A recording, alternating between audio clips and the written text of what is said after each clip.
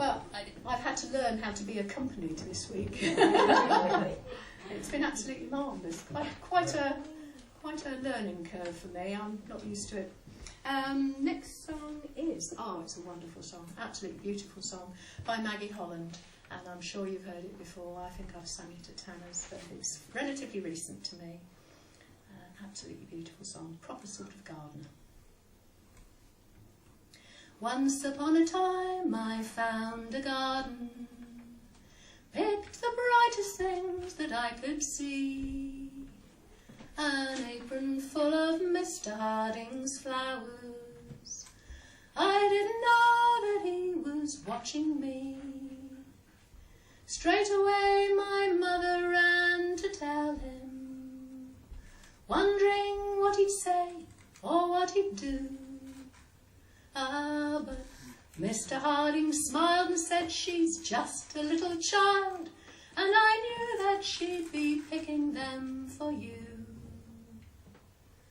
By the fire Dad would tell me stories, one of them concerned a garden too, where the lion and the lamb lay down together, and every lovely fruit and flower grew.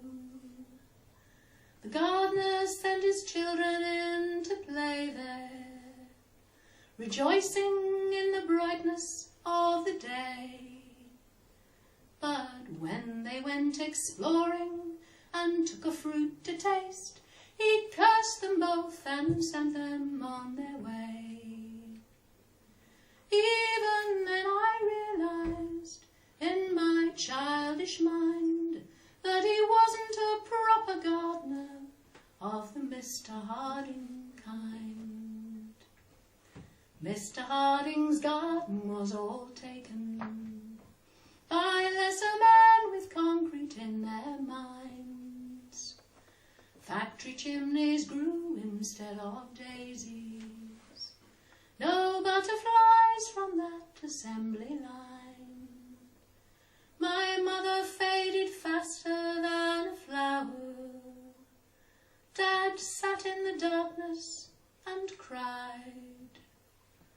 Mr. Harding moves a little slower than before, but still he tends the grave where they both lie.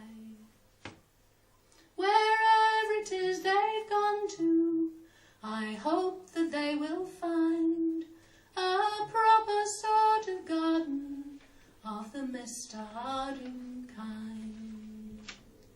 The foolish woman sometimes feels despairing.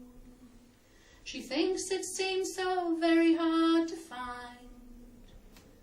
The child tries to plant a little everywhere she goes, that special love of the Mr. Harding kind.